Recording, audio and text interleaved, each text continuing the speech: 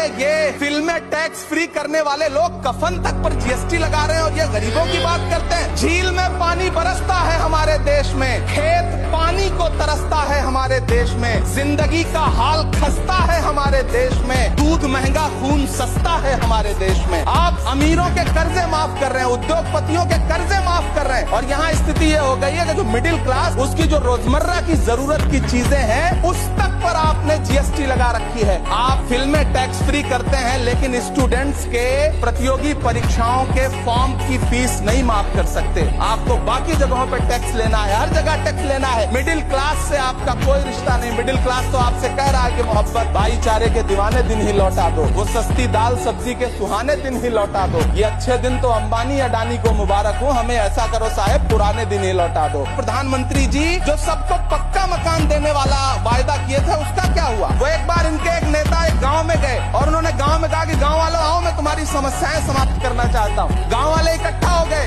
नेताजी ने गांव वालों से कहा बताओ तुम्हारी 2 समस्याएं बताओ, मैं दोनों समस्याओं का यहीं पे समाधान करूंगा। तो गांव वालों ने कहा साहब हमारी पहली समस्या है कि हमारे यहाँ कोई हॉस्पिटल नहीं है। तो नेताजी ने मोबाइल निकाला, कहीं फोन मिलाया और मिला के फोन पे पता नहीं क्या कुछ कहा कि यहाँ गांव में हॉस्पिटल नहीं है, हॉस्पिटल तुरंत यहाँ हॉस्पिटल चाहिए। गांव वाले खुश हो गए कि 1 मिनट में यहाँ हॉस्पिटल आ रहा है। अगली समस्या के बारे में उन्होंने नेताजी ने गांव वालों से कहा कि मैंने आपकी पहली समस्या समाप्त कर दी, दूसरी समस्या बताओ। तो गांव वालों ने कहा साहब इस गांव में कोई भी मोबाइल का नेटवर्क ही नहीं है। ये है इनके काम करने का तरीका, ये है झूठ बोलने का तरीका।